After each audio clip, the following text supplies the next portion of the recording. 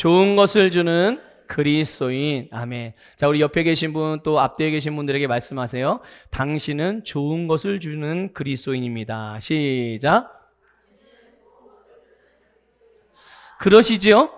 네, 그러시죠? 네. 우리는 좋은 것을 주는 그리스도인입니다. 여러분, 하나님은 선하신 분이세요. 믿습니까?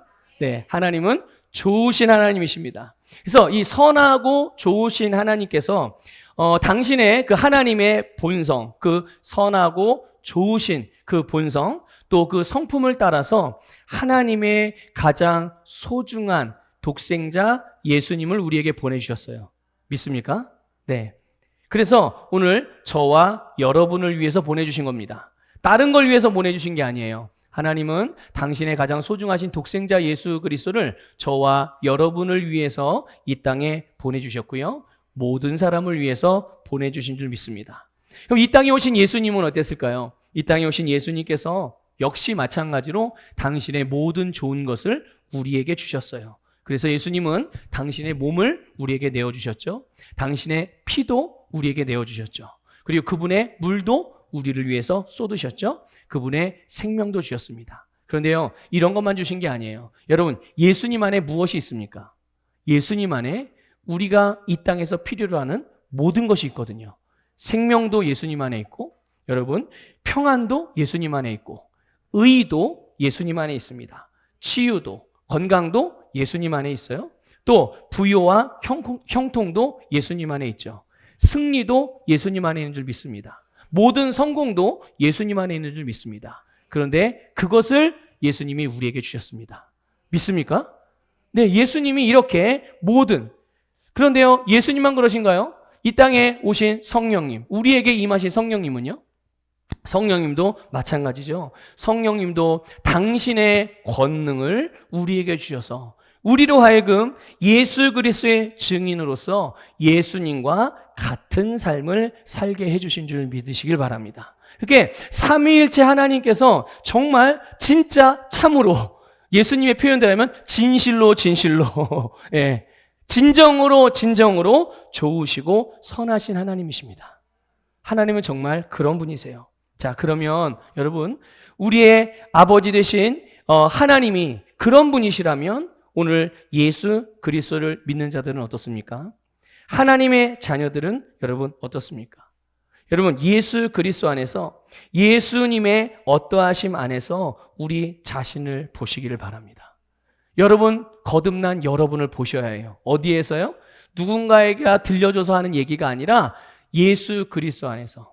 여러분, 예수 그리스도를 어떻게 보고 계십니까? 예수 그리스도가 이 땅에 살아가는 삶을 어떻게 알고 계십니까?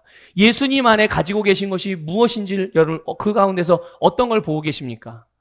바로 그 안에서 거듭난 그리스도인인 저와 여러분을 보시기를 주님의 이름으로 축복합니다. 여러분, 우리가 예수 그리스도를 볼 때 예수 그리스도에게서 보여지는 모든 것들, 여러분, 우리와 다르지 않습니다. 어떻게 감히 이렇게 말씀을 드릴 수 있느냐? 여러분, 하나님께서, 누가요? 잘 기억하셔야 돼요. 하나님께서입니다. 하나님께서 자신의 생명과 자신의 본성으로 우리를, 저와 여러분을 하나님의 자녀로 낳으셨습니다. 믿으십니까? 여러분, 내가 예수님을 믿고 그리스도인이 되었다는 것은 교회 다니는 사람이 된 게 아니에요. 종교, 그리스도, 기독교라는 종교를 가진 사람이 아니에요. 나는 그리스도교를 따르는 종교인이 됐다는 의미가 아닙니다. 그리스도인이 되었다는 것, 예수를 믿었다는 것은 예수님과 같은 생명으로 새로운 피조물로 거듭났다는 뜻임을 믿으시기를 축복합니다. 그래서 우리가 하나님에게서 보는 것과 같이, 예수님에게서 보는 것과 같이, 성령님에게서 보는 것과 같이 거듭난 그리스도인들 역시 좋은 것을 주는 자들임을 믿습니다. 저와 여러분이 바로 이런 좋은 것을 주는 그리스도인이라는 것을 반드시 믿으시길 바라요. 혹시 여러분 중에 한 두 분 정도 동의가 안 되시나요? 예? 글쎄요, 제가 좋은 것을 주는 그리스도인이라고.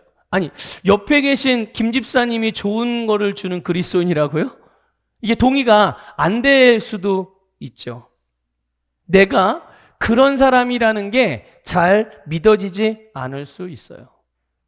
여러분 혹시 내가 남는 것 또는 나에게 필요 없는 것 굳이 있어도 되고 없어도 되는 그런 것들을 나누어 주고 그런 것들을 줘본 일은 있어도 내가 소중하게 여기거나 좋은 것을 누군가에게 줘본 일이 없어서 그럴까? 아마 그렇진 않은 것 같아요. 우리 안산 서부교회 성도님들은, 제가 아는 우리 서부교회 성도님들은 그런 분들은 아니세요. 당신들이 좋아하는 것들도 여러분 언제든지 줄 수 있는 분들인 것을 저는 확신합니다. 예. 자, 그런데 어쨌든 이 거듭난 우리는 본질적으로 하나님과 같은 생명으로 거듭났기 때문에 이렇게 살아갈 수 있는 자라는 것을 여러분들 기억하셔야 합니다. 내가 예수님과 같이 좋은 것을 언제든지라도 그것이 누군가에게 어디엔가 필요하다면 나는 그것을 줄 수 있는 사람이구나. 지금 내가 아직 주고 있지 않다고 하더라도 내가 어떤 사람인지에 대해서 정확하게 알고 계셔야 돼요. 그게 먼저입니다. 내가 그걸 줘서 그런 사람이 되는 게 아니에요. 내가 그런 사람이기 때문에 그걸 줄 수 있는 것이지. 그러니까 먼저 우리가 알아야 될 게 뭐냐면 내가 그럴 수 있는 사람이구나. 내가 그러한 사람이라는 것을 분명하게 아시기를 주님의 이름으로 축복합니다. 그래서 그 생명, 좋은 것을 주는 이 하나님의 생명을 따라서 그 좋은 것을 주는 이 생명의 본성을 알고 그 본성을 따라 이제는 살아가는, 실제로 행동하는 그런 삶이 되시기를 축복합니다. 여러분, 세례 요한이요, 사람들에게 예수님을 소개했습니다. 예수님이 바로 여러분이 그토록 기다리던 메시아이십니다. 예수님이 우리의 모든 필요를 채우시고 우리의 모든 고통과 죽음과 죄와 사망과 마귀와 세상으로부터 구원할 구원자이십니다라고 예수님을 전했어요. 그런데 대부분의 사람들이, 우리 지난주, 지지난주도 말씀 나눴지만, 이 세례 요한이 예수님에 대해서 소개했을 때, 예수님이 보이지 않았을 때는 사람들은 막 기대감으로 막 충만했습니다. 메시아가 오실 거야? 이제 혹시 세례 요한이 그런 메시아가 아닌가? 이렇게 기대를 했을 정도니까. 그런데 정작 막상 딱 예수님이 딱 나타나셨어요. 그래서 세례 요한이, 자 보십시오, 저분이 바로 내가 그동안 오랫도록 그렇게 입에 막 침을 튀기면서 선포했던 그 구원자 메시아, 바로 그분이 바로 저분입니다. 이렇게 소개를 했단 말이에요. 그런데 사람들이 어떻게 했습니까? 선뜻 받아들이기가 어려웠죠. 지난주에 설명드린 대로 이 사람들이 자기들이 상상했던 그런 그리스도 구원자의 모습이 아니었던 거예요. 그러나 여러분, 그 중에 이 세례 요한의 말을 듣고 두 사람이 예수님을 따른 사람이 나타났어요. 예수님을 따른 사람. 당시에 이 세례 요한을 따르는 세례 요한의 제자들이 많이 있었습니다. 세례 요한의 제자들이 많이 있었어요. 그래서 세례 요한은 많은 사람들에게 좋은 선한 영향력을 많이 끼쳤고요. 그래서 세례 요한을 존경하는 사람도 많았어요. 물론 비난하는 사람도 많았지만 존경하는 사람들도 많이 있었어요. 그 중에 세례 요한의 제자가 돼서 세례 요한의 가르침을 받고 세례 요한을 따르는 그런 제자들도 많이 여럿 있었습니다. 그런데 세례 요한이 이렇게 선한 영향력을 크게 또 많이 풍성하게 끼칠 수 있었던 그 이유 중에 하나는 뭐냐면, 이 세례 요한이 했던 말과 그의 삶이 다르지 않았기 때문이에요.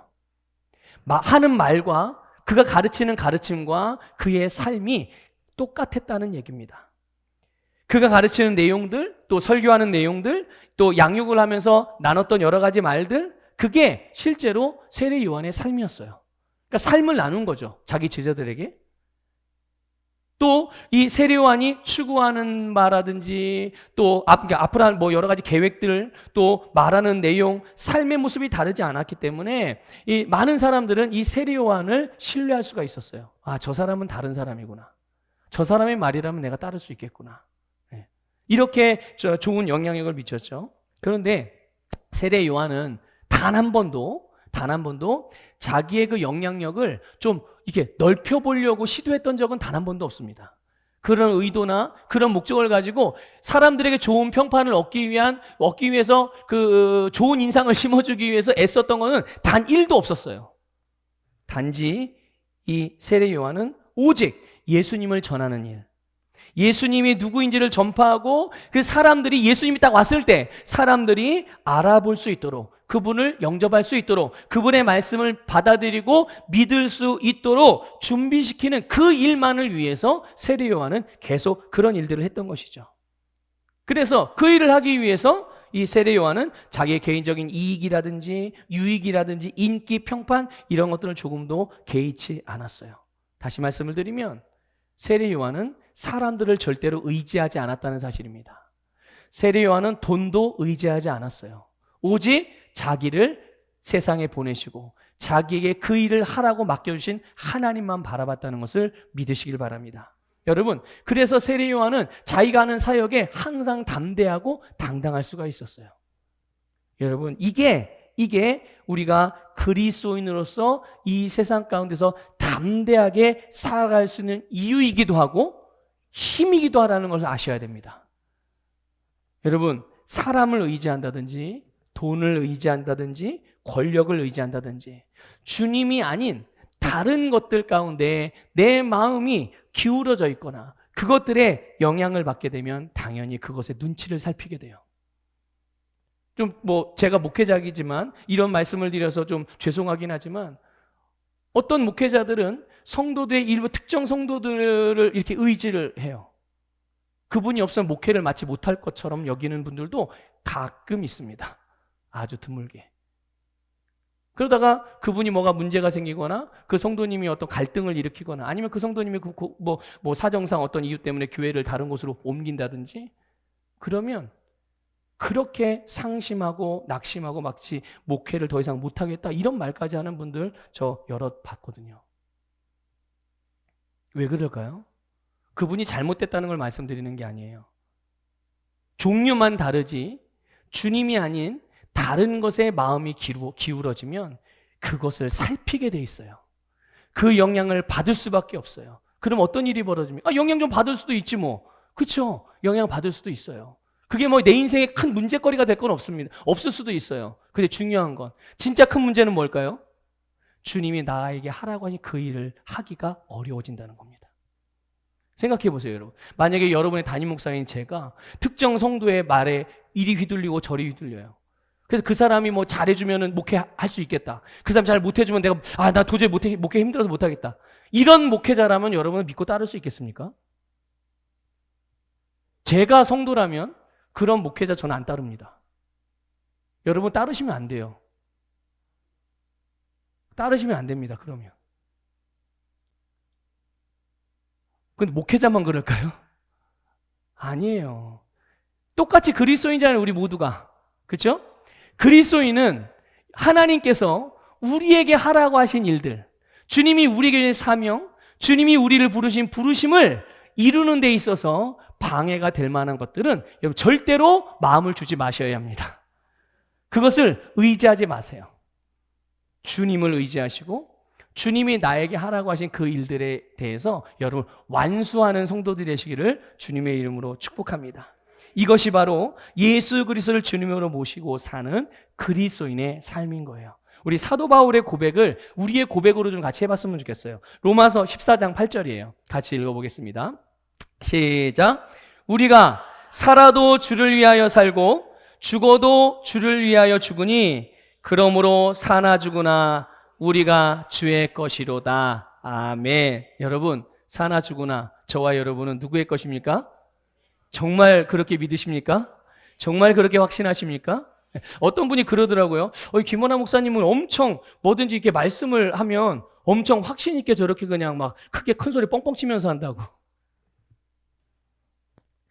허풍 떠는 건 아닌데요. 제가 허풍 떠는 건 아닌데 그냥 별로 두려워하지 않습니다. 근데 제 일을 하면 두려움이 있어요. 그냥 제 일을 하면 두려움이 있는데 주님이 하라고 하신 일을 하면 두려움이 없어요. 별로 영향받지 않습니다.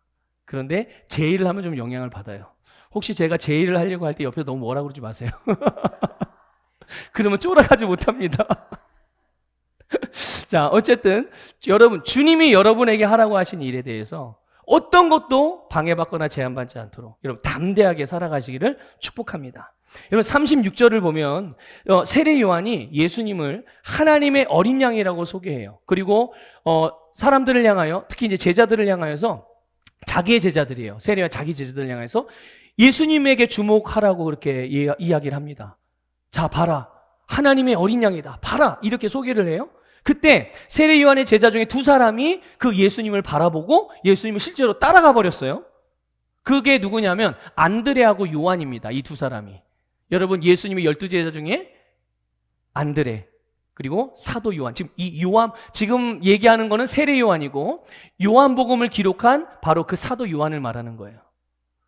그 요한과 안드레가 바로 이 두 사람이에요. 이들이 원래는 누구의 제자였다고요? 세례 요한의 제자였단 말이에요. 그런데 보세요. 세례 요한의 입장에서 볼게요. 세례 요한의 입장에서 자기가 한 말과 자기가 가르친 가르침 때문에 자기의 충성스러운 제자, 자기를 위해서 목숨까지 내어줄 수 있을 만한 이 안드레와 요한이 떠나버렸어요. 그러니까 충성스러운 제자를 잃은 거죠. 세례 요한의 입장에서는. 누구한테 갔으니까요? 자기를 떠나서 이제 예수님에게 갔어요. 그런데 여러분, 이건 잃어버린 것일까요? 제자를 잃어버린 거예요? 자기의 소중히 여기는 걸 잃어버린 걸까요? 절대로 그렇지 않습니다.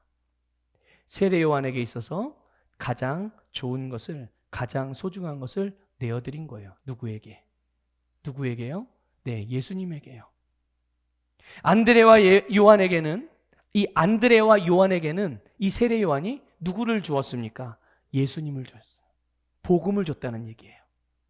예수님께는 예수님이 사랑하시는 영혼들, 그리고 예수님을 위해서 헌신할 수 있는 놀라운 잠재력을 갖고 있는 일꾼이 될 수 있는 그 사람을 바로 예수님께 내어드린 거죠. 여러분, 이런 놀라운 잠재력을 가진 사람이 내 사람이라면 얼마나 좋아요? 얼마나 든든합니까? 그런데 그를 예수님에게 내어드린 거죠. 38절에서 예수님께서 자기를 따르는 안드레와 요한에게 이렇게 묻습니다. 무엇을 구하느냐? 이렇게 물어요. 근데 이들이요, 예수님이 물음에 저는 이런 걸 구해요, 아니면 별걸 안 구합니다, 이런 가타부타 대답을 하진 않았어요. 그 대신에 예수님 어디에서 묵고 계세요? 이렇게 이제 묻습니다. 그러니까 예수님이 지금 어디에서, 거처가 어디냐고 묻는 거예요. 근데 예수님께서 그때 그들을 초청하셨죠. 뭐라고 초청하셨습니까? 와서 보라, 이렇게 말씀하셨어요. 와서 보라. 예수님의, 여러분, 이 짧은 한마디, 와서 보라, 이 짧은 한마디 말씀에 아주 중요하고도 풍성한 의미가 담겨 있습니다. 그게 뭐냐면, 여러분, 예수님께로 오면, 예수님의 오라는 초청을 받아들여서 실제로 예수님에게로 나가면 그들은 반드시 구원을 얻게 됩니다. 믿습니까? 그리고 그들은 구원의 삶을 살아가며 영생의 삶을 살아가게 될 것입니다. 그렇게 될 수도 있고 안 될 수도 있는 게 아니에요. 반드시 그렇게 된다는 것을 보장하는 말씀입니다. 어떤 말씀이요? 와서 보라라는 그 한마디에 이 약속이 보장되어져 있는 거예요. 너 나에게로 오면 너는 구원받아. 너 나에게로 오면 영생을 얻어. 너 나에게로 오면 네 인생을 가장 가치 있는 인생으로 살 수 있어. 너 나에게로 오면 네가 지금 겪고 있는 어려움과 아픔과 문제들, 그것들로부터 벗어날 수 있어. 이거를 그럴 수도 있고 혹시 안 그럴 수도 있지 않을까? 이게 아니에요. 예수님의 이 와서 보라는 말씀에는 이 하나의 의미만 보장되어 있습니다. 반드시 그렇게 된다. 그러니까 보세요. 이들이 예수님께 진짜로 구해야 될 것이 무엇일까요? 예수 그리스도께서 그들에게 진짜로 주고자 하셨던 바로 그거를 이들이 얻게 되는 거죠. 어디에서요? 어디에서요? 예수님께 와서 보라고 말씀하신 예수님께 나아가면 그들은 그것을 얻게 될 것입니다. 여러분, 주님께로 나오시길 바라요. 여러분, 주님께로 나아가십시오. 이 땅에서 오늘 아니면 어제 아니면 지금까지 내가 이 땅에서 뭘 구하고 살았든지, 하나님 앞에 뭘 원하고, 설령 그것이 이 세상에 속한 것이어서 이 세상에 속한 것을 구했을 수도 있죠. 그렇다 하더라도 예수님께 나가면 내가 진짜 필요한 것이 무엇인지를 알게 됩니다. 그리고 바로 그것을 예수님으로부터 얻게 되는 줄 믿으시길 바랍니다. 여러분의 어떤 필요가 있으십니까? 그 필요한 내용을 구체적으로 구하는 것도 중요하지만 더 중요한 것은 여러분 예수님께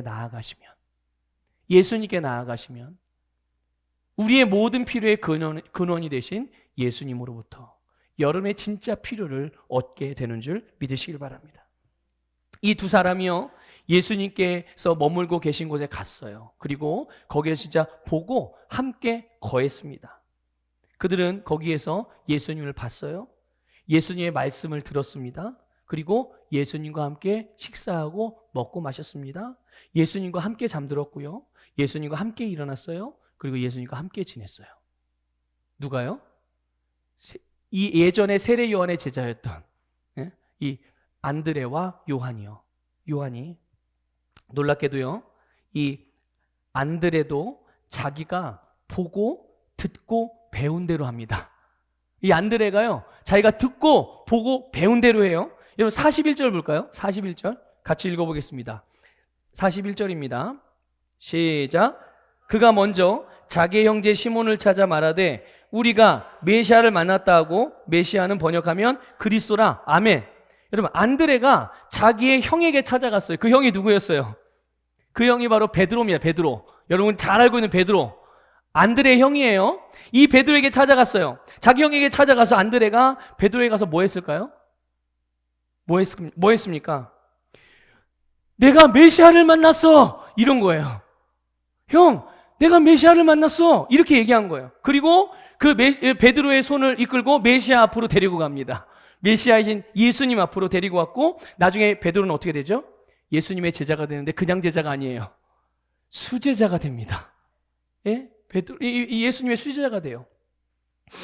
여러분, 안드레는요, 세례 요한의 제자였을 때도 세례 요한을 따르면서 이 세례 요한으로부터 좋은 것을 주는 삶을 잘 배웠습니다. 그것을 계속 보고 경험을 했어요. 그래서 실제로 이 세례 요한으로부터 이 안드레가요, 너무나 좋은 것을 받았죠. 바로 예수 그리스도의 복음을 받은 줄 믿으시길 바랍니다. 그리고 이후에는 이제 예수님을 따라갔어요. 그랬더니 어떤 일이 벌어졌습니까? 예수님으로부터 선물을 받았는데 그 선물이 뭐냐면 구원이라는 선물을 받았습니다. 믿습니까? 구원이라는 선물을 받은 거예요. 그러니까 예수님으로부터 자기가 받을 수 있는 가장 좋은 선물을 받은 거죠. 자기의 가장 정확하고 진짜 필요했던 죄사함과 구원을 받은 겁니다. 그리고 이제는 어떻게 해요? 그 좋은 거를 혼자만 갖고 있지 아니하고 그거를 자기 형에게도 나누어 주는. 여러분 오늘 읽지는 않았지만 여러분 우리가 읽은 본문 조금 아래로 내려가 보면 43절에 보면 예수님이요 빌립을 또 제자로 부르세요. 나를 따르라. 빌립에게 이렇게 예수님 말씀하십니다. 빌립이요 따랐어요. 근데 어떻게 따랐느냐? 다른 모습을 보니까 예수님과 함께하고 예수님께서 주신 이 구원의 은혜를 받게 됩니다. 자, 그랬더니 빌립도 역시 어떻게 되죠? 자기가 받기만 하고 가만히 있지 않아요. 가만히 있지 않습니다. 여러분, 좋은 것을 받으면, 좋은 것이 내게 있으면 절대로 가만히 있지 못해요. 이해가 되세요? 내게 진짜 좋은 거, 내가 너무나 좋아하는 게 있으면요, 어떤 모양으로든 표시가 나게 돼 있습니다. 그런데 가끔 좋은 것을 받았는데 아주 드물지만 예외적으로 그런 사람, 표시가 안 나는 사람들이 있어요. 두 부류의 사람들이 그렇습니다. 한 사람들은 이걸 남에게 주기 아까워서 자기 욕심 때문에 감춰놓는 사람들은 표시를 안 냅니다. 표시가 날려고 하면은 막 미소가 이렇게 번지려고 해도 일부러 이렇게 표시를 안 내요. 누군가 뺏어갈까봐, 그걸 놓치면 굉장히 내가 손해를 본다고 생각할까봐. 이런 사람이 있고, 또 한 부류, 분명히 좋은 걸 받았는데 전혀 표시도 내지도 않고 나지도 않고, 그런 사람, 본인이 받은 게 좋은 건지를 모르는 사람들이에요. 조금 다른 말로 표현해보면요, 은혜를 은혜인 줄 모르고 받는 사람들. 본인은 지금 하나님으로 놀라운 은혜의 선물을 받고 있는데 이미 받아서 그것을 누리고 있음에도 불구하고 그게 은혜인지 몰라. 그 좋은 건지를 모르는 거예요. 이런 사람들은 자기가 좋은 거를 가지고 있고 받았음에도 모르는 겁니다. 그러니까 줄 수 있을까요? 없을까요? 없죠. 본인이 좋다고 생각 안 돼. 그걸 어떻게 좋은 거라고 나눠줄 수 있겠어요? 그렇게 못하는 거죠. 빌립이 어떻게 했습니까? 나다나엘을 찾아갑니다. 또 하여튼 뭔가 주님 받으면 뭔가 누굴 찾아가 자꾸만. 예, 안드레도 그러고. 예. 자, 이 빌립이요 나다나엘을 찾아가요. 그리고 말합니다. 율법과 선자들 통해서 예언되어졌던 그 메시아, 우리의 구원자 그리스도가 누구냐? 바로 이 예수님이다. 이렇게 전해요. 이 나다나엘에게. 이 나다나엘이 그 얘기를 듣고요. 당장 그 빌립이 했던 말을 그냥 받아들인 건 아니에요. 즉시 믿은 게 아니란 말이에요. 그런데 그 와중에 빌립이요 참 희한합니다. 예수님과 똑같이, 하여튼 자기 스승과 똑같이 말해요. 하여튼 보고 듣고 배운 대로 그대로 합니다. 이게 제자입니다, 여러분. 이게 제자예요, 여러분. 보고 듣고 배운 대로 하는 겁니다. 빌립도 예수님과 똑같이 말해요. 46절에 뭐라고 말합니까? 와서 보라. 누구에게? 예수님에게요? 예수님에게 와서 뭐라고 얘기해요? 아니요. 나다나엘에게 예수님께로 와서 보라. 이렇게 말해요. 나다나엘에게 야, 와 봐봐. 와서 봐봐. 아니 그분이 진짜 그리스도라니까. 그분이 진짜 구원자라니까. 나다나엘이 빌립의 말대로 예수님께 왔어요. 그리고 예수님을 만나고 이 나다나엘 역시 예수님의 12제자 중에 한 사람이 됩니다. 사도가 되는 거죠. 여러분, 그 다른 복음서에는 이 나다나엘이라는 이름이 다르게 표현되어져 있어요. 바돌로메라는 이름으로 되어져 있습니다. 바돌로메 들어보셨나요? 예수님의 12제자의 이름 중에? 그 바돌로메가 바로 이 나다나엘이에요. 이 나다나엘이 원래 이름인 걸로 추측이 되어져요. 이 바돌로메라는 뜻은, 바라는 뜻은 아들이라는 뜻이거든요. 그래서 돌로메의 아들, 이게 이제 바돌로메라는 뜻이에요. 돌로메라는 사람의 아들. 이제 그거를 다른 복음서에는 그렇게 이름이라고 표현을 해놨고, 어제 나다나엘 바돌로메는 같은 사람이에요. 어제 이 사람이 이제 예수님의 제자가 됐죠. 여러분, 뭔가를 우리가 준다는 거는 씨앗을 심는 것과 같습니다. 그렇기 때문에 우리가 누군가에게 뭔가를 줄 때는 농부가 씨앗을 심을 때 일어나게 되는 원리와 똑같은 영적인 원리가 일어납니다. 이해가 되세요? 제가 지금 드린 말씀에 무슨 의미인지? 그래서 우리가 좋은 것을 준다는 것은 좋은 씨를 심는다는 겁니다. 그럼 좋은 씨를 심으면 어떤 일들이 일어날까요? 좋은 영적인 원리가 내가 심은 씨앗 안에서 작동되어진다는 것을 기억하십시오. 자, 그럼 좋은 게 뭘까요? 좋은 건 바로 복음입니다. 예수 그리스도가 가장 좋은 것입니다. 복음 안에 모든 것이 다 들어있습니다. 그래서 사람들은요, 각각 자기가 필요하다고 생각되는 것을 구하죠. 그렇죠?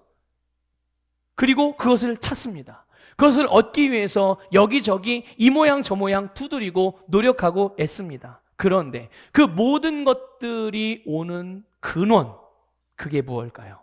그게 바로 복음입니다. 그것이 바로 예수 그리스도인 줄 믿으시길 바랍니다. 그래서 여러분, 우리는 복음을 줄 때 복음의 씨를 누군가의 심령에, 아니 귀에다가 팍 박아줄 때, 그렇게 심을 때 우리는 그 사람이 필요한 모든 것을 주는 것과 같은 것입니다. 복음의 씨 안에 생명이 있고 그 생명이 바로 우리를 살게 하는 모든 생명의 열매를 맺는 거예요. 여러분은 복음이 정말 좋은 것이라고 여기시나요? 한번 여러분 잘 생각하고 대답하셔야 해요. 여러분 정말 여러분의 중심으로부터 복음이 진짜 가장 좋은 것이다, 복음이 진짜 가장 중요한 것이라고 여기십니까? 복음이야말로 내가 이 세상을 살아가면서, 아니 모든 사람이 이 세상을 살아가면서 모든 인생의 문제를 해결할 수 있는 해답이다, 그렇게 여기고 계십니까?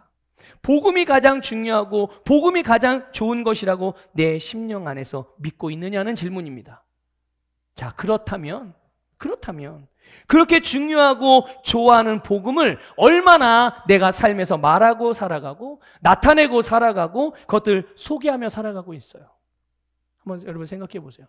그렇게 좋다면서요, 그렇게 소중하다면서요, 모든 인생의 문제 해답이 예수님이라면서요. 아니 진짜로 그렇게 여기면 그것을 나타낼 수 있어야 되는 거 아니에요? 아니면 뭐 정말 아까 잠깐 얘기했던 대로 복음이 너무 소중해가지고 아까워가지고 혼자만 이렇게 남들한테 뺏기기 싫어서 이러고 있는 건 아니실 거고, 네. 예수님을 독점하기 위해서, 복음을 독점하기 위해서 그런 건 아닐 거예요. 여러분, 어느 식당에 갔는데 맛있는 음식을 먹어요. 어느 카페에 갔는데 커피가 너무 맛있어요. 음료가 너무 맛있고 디저트가 너무 맛있는 디저트를 먹었어요. 그러면 우리는요, 누가 시키지도 않는데 야, 어디 갔더니 그 음식점 무슨 메뉴가 맛있다더라 말해요, 안 해요? 누가 시켜서 말합니까? 자, 당신 어제 그 맛있는 음식 먹었는데 좀 대봐. 누가 이렇게 시켜가지고 강압에 못 이겨서 얘기하시나요? 그거 아니잖아요. 그렇죠? 어디 가서 어떤 커피가 맛있다더라, 어떤 디저트 너무 난 처음 보는 디저트인데 이야, 그게 그렇게 맛있어? 좀 비싸긴 한데 하여튼 맛있었어. 누가 물어보지도 않았는데 그냥 자기가 스스로 그냥 술술술 이야기한단 말이에요. 여러분, 몸에 좋은 건강식품들, 그렇죠? 저도 이런 거 얘기 잘하거든요. 저도 이런 거 얘기 잘해요. 그래서 어떤 분들은 제가 저를 아는 이제 분들 가운데 그런 게 필요한 분들은 묻습니다, 저에게. 유산균은 어떤 게 좋아요? 비타민 C는 어떤 게 좋아요? 종합 영양제는 어떤 게 좋아요? 제가 그런 걸 잘 챙겨 먹어서 그런 것 같아요. 그리고 저는 이제 싼 거를 사거든요. 근데 무조건 싼 건 아니고 똑같은 성분이 들었는데 조금 저렴한 거를 사요. 그거를 좀 잘 찾는다고 해요. 근데 어쨌든 그런 것들 누가 얘기해 주지 않아도 그냥 그게 필요가 보이면 누가 좀 많이 피곤함을 느낀다? 제 주변에 그런 분들이 오면 이런 거 좀 드셔보세요. 그럼 그거 좀 도움이 될 것 같아요. 이렇게 묻지 않는데 그냥 이야기해 주거든요. 좋다고 여기는 것들은 자발적으로 안내해 주고 소개해 주고. 자, 그런데 하물며 복음은요. 복음은 우리의 모든 인생에 모든 해답이잖아요. 모든 인생에 있는 문제들을 해결하는 해답이고, 우리를 구원하는 하나님의 능력이고, 나에게 영생을 주는 능력이고, 나를 주님과 같이 살게 하는 능력이란 말이에요. 뭐가요? 복음이요. 여러분, 복음이야말로 누구에게나 가장 필요로 하는 필요라는 것을 믿으시길 바랍니다. 자, 그래서 복음을 소개하고 복음을 나눠주는 것은요, 단지 그냥 예수님 믿으세요, 교회 나오세요, 이런 말만 하는 것을 의미하는 건 아니에요. 이렇게 말하고 교회를 소개하고 예수님을 직접 소개하는 것도 복음을 전하고 복음의 씨를 심는 것이기도 하지만, 복음을 전하고 복음을 주는 것은 복음 안에 있는 것을 실제로 주는 겁니다. 아까 복음 안에 있는 것들 여러 가지 제가 말씀을 드렸잖아요. 그것만 있는 거예요. 더 다양하게 다 들어있죠. 그 복음 안에 있는 거를 내가 실제로 주는 겁니다. 여러분, 복음은 생명입니다. 믿습니까? 그럼 우리는 뭘 주는 겁니까? 생명을 줘야죠. 복음은 사랑입니다. 믿습니까? 그럼 우리는 뭘 주는 거예요? 당연히 사랑을 줘야죠. 복음 안에는 치유가 있습니다. 믿습니까? 자, 그럼 우리는 어떻게 해야 되죠? 복음을 줄 때는 예수님 믿으세요 말하는 게 아니라 실제로 치유를 나눠줘야죠. 아픈 사람들이 있으면 손을 얹고 치유 기도를 해주기도 하고, 아니 치유 기도를 받을 수 있는 준비가 안 된 사람이라면 그냥 손만 얹어도 되는 거예요. 손만 얹어도. 믿는 자들에게 나타나는 표적이 있잖아요. 그렇죠? 병든 자에게 손을 얹고 통성 기도를 30분 하면은 치유받는다. 그게 아니잖아요. 뭐라고 되어 있죠? 말씀에는 믿는 자들에게 따르는 표적이 있는데 병든 자에게 손을 얹고 그 다음에 어떻게 해요? 아니, 자 보세요. 손을 얹고 그 다음에 어떻게 해요? 그 다음에 뭐가 있어요? 없죠? 아무것도 없어요. 손을 얹으면 나으리라. 믿습니까? 손을 얹고 막 꾹꾹 눌러가지고 기도하는 필요가 없어요. 그냥 손을 얹으면, 그리고 내 심령 안에 있는 예수 그리스도. 우리 안에 예수님 계세요, 안 계세요? 계세요? 확실히 계세요? 그럼 내 안에 계신 그리스도는 반드시 당신의 능력을 나타내시거든요. 누구를 통해서요? 나를 통해서. 내 손이 곧 누구의 손인 거예요? 주님의 손이에요. 내가 아픈 사람을 보면서, 병든 사람을 보면서 긍휼히 여기는 마음이 생겨서 그가 치유받기를 원하여 치유를 위하여 내가 손을 얹을 때 우리 안에 계신 치유의 그리스도가, 바로 치유의 주인이신 그리스도가 그를 치유한다는 것을 믿으시길 바랍니다. 여러분, 복음 안에는 평안이 있어요. 믿습니까? 그럼 우리 당연히 평안을 주는 거죠. 복음 안에는 부요가 있습니다. 그럼 그 사람이 뭔가 재정적으로나 물질적인 필요가 있을 때 그것을 나눠줄 수가 있는 거죠. 복음 안에는 위로도 있습니다. 그래서 위로가 필요한 사람들에게는 우리는 위로를 주는 거죠. 소망이 복음 안에 있어요. 소망이 없이 절망 가운데 살아가는 사람들에게는 소망을 주는 거죠. 예수님 안에, 복음 안에는 기쁨도 있습니다. 그래서 기쁨 없이 무미건조하게 살거나 아니면 침체되고 슬픔 가운데 사는 사람들, 울부짖음 가운데, 통곡 가운데 살아가는 사람들, 그들에게 우리가 기쁨을 나눠줄 수가 있는 거죠. 미래가 보이지 않는다고 하는 사람들에게, 절망밖에 보이지 않는다, 그래서 인생을 포기하고 앞으로 살아가는 사람, 되는 대로 살려고 하는 사람들에게, 그들에게 아름다운 미래가 있다는 것을 우리는 알려주고 아름다운 미래를 실제로 주는 거죠. 무엇을 통해서요? 복음을 통해서. 이 모든 것들이 복음 안에 있기 때문인 거예요. 그래서 복음을 나눈다는 거는요, 이런 것들을 내가 삶에서 실제로 나누는 것입니다. 주되, 여러분, 좋은 것을 주는 겁니다. 그래서 주는 사람들은 자기가 쓰고 남는 거, 필요 없는 거, 그런 거를 주는 것이 아니라 좋은 것을 주시기를 축복합니다. 여러분, 하나님의 수준을 바라보시길 바라요. 하나님이 우리에게 줄 때 당신이 쓰고 남는 찌끄레기를 가져다 주시는 분이 아니세요. 하나님은 언제나 당신의 가장 최고의 것을 우리에게 주시는 분이세요. 우리는 누구의 자녀예요? 그런 하나님의 자녀입니다. 믿습니까? 그런 하나님의 자녀이기 때문에 우리도 누군가에게 뭔가 필요가 보여져 나눠주게 될 때 내게 있는 좋은 것을 주는 자들이 바로 오늘 그리스도인 것을 믿습니다. 이런 안드레나 요한, 그리고 베드로, 빌립, 나다나엘이 예수님의 제자가 되는 과정을 보면서 우리는 어떻게 좋은 것을 주는 제자, 좋은 것을 주는 그리스도인이 되는지를 배우게 돼요. 그 중에 한 가지만 이 시간에 말씀을 드리면 바로 함께함입니다. 함께함을 통해서 좋은 것을 주는 그리스도인으로 성장하게 되는 것입니다. 그렇게 살아갈 수가 있는 거예요. 자, 함께하면 어떻게 되는데요? 보고 배우기 때문에 그렇습니다. 보고 배우기 때문에 그런 거예요. 안드레와 요한이 원래 세례 요한의 제자였죠. 그들이 어떻게 세례 요한의 제자로 살았습니까? 세례 요한을 실제로 따랐어요. 그와 함께 지냈어요. 이제 이들이 어떻게 예수님의 제자가 되고 예수님의 제자로 살아갔습니까? 예수님과 함께 지냈습니다. 베드로, 빌립, 나다나엘은요, 똑같아요. 똑같은 원리입니다. 똑같이. 그들 역시 예수님과 함께, 예수님과 예수님을 따르는 이들과 함께 지냈죠. 같은 장소에 그냥 옆에 있는 것만이 아니라 실제로 같은 일을 함께 하며 살았다는 것이에요. 예수님께서는 그들과 함께 지내시면서 그들에게 말씀을 가르치셨어요. 말씀으로 양육하셨습니다. 그리고 그들과 함께 사시면서 자신을 보여주셨어요. 예수님을 따르는 사람들은요, 이 예수님의 말씀을 듣죠. 또 예수님의 사는 삶을 봤죠. 또 예수님과 함께 살았죠. 함께 행동했지요. 예수님이 하는 일에 자기도 같이 들어가서 같이 했어요. 이들이 바로 제자입니다. 그리고 이것이 제자의 삶인 것을 기억하시고요. 이것이 오늘 그리스도인들의 삶이라는 것을 믿으시길 바랍니다. 여러분, 오늘날 우리가 살아가는 이 시대에는 성경에서 말하는 제자의 의미를 찾아보기가 쉽지 않습니다. 어려워요. 여러분, 오늘날의 제자는 어떤 사람들인가요? 오늘날의 제자들은 선생님으로부터 필요한 정보를 얻고 그것을 배웁니다. 그런데 그게 전부예요. 그게 전부입니다. 그냥 내가 필요로 하는 어떤 정보나 지식이나 그런 교훈이 있으면 그냥 그거를 배우는 것으로 끝나요. 누군가 나에게 어떤 정보나 지식을 가르쳐주고 그것을 배울 동안만 우리 선생님이셔 이렇게 이야기를 하고 생각을 하죠. 그런데 성경에서의 제자는 좀 다릅니다. 성경에서의 제자는 달라요. 성경에서 제자는 단순히 새로운 지식이나 정보를 얻고 배우는 그런 게 아니에요. 바로 삶을 나눕니다. 삶을 함께 한다는 거예요. 여러분, 오늘 저와 여러분이 같이 살아가는 자임을 믿으시길 바랍니다. 우리 교회, 서부교회 성도님들은 함께 사는 사람들이에요. 예. 이게 바로 그리스도인의 삶이거든요.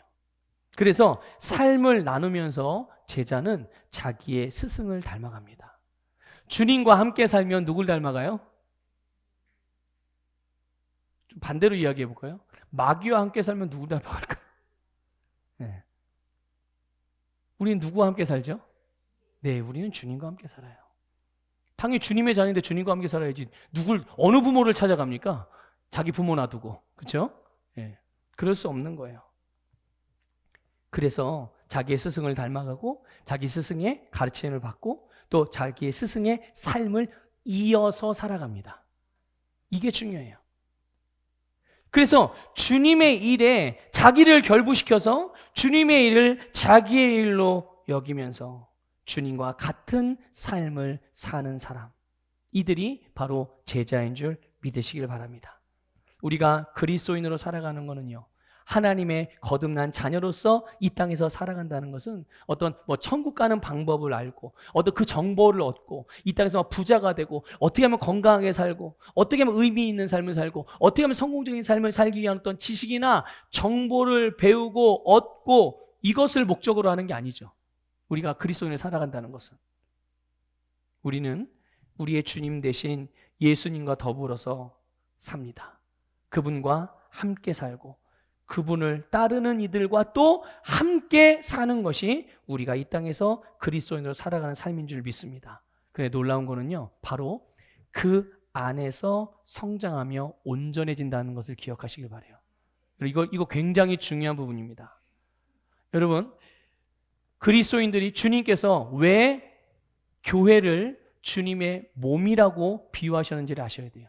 여러 가지 영적인 의미가 있지만 여러분, 지체는 그 몸에 붙어 있고 연결되고 함께 할 때, 그때 자라고 성장하며 그 지체가 할 수 있는 최고, 그 지체가 가지고 있는 가능성, 그 지체가 가지고 있는 잠재력의 최대치를 사용하며 살아갈 수가 있는 겁니다.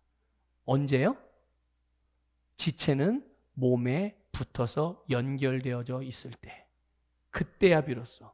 그게 여러분, 주님께서 이 땅에 있는 교회 모든 그리스도인들이 온전하게 되게 하기 위해서 주신 방법이고 비결이라는 것을 깨달으시기를 축복합니다. 이렇게 살아가는 것이 바로 우리의 신앙생활이고 그리스도인의 삶인 것이죠. 주님이 우리에게 주시는 것들은 아름답고 좋은 것들입니다. 믿습니까? 예수님께서 우리에게 그러하셨듯이 우리 역시 주님의 제자로서 주님과 같이 우리에게 있는 좋은 것들을 나눠주는 자로 살아가시기를 주님의 이름으로 축복합니다. 한번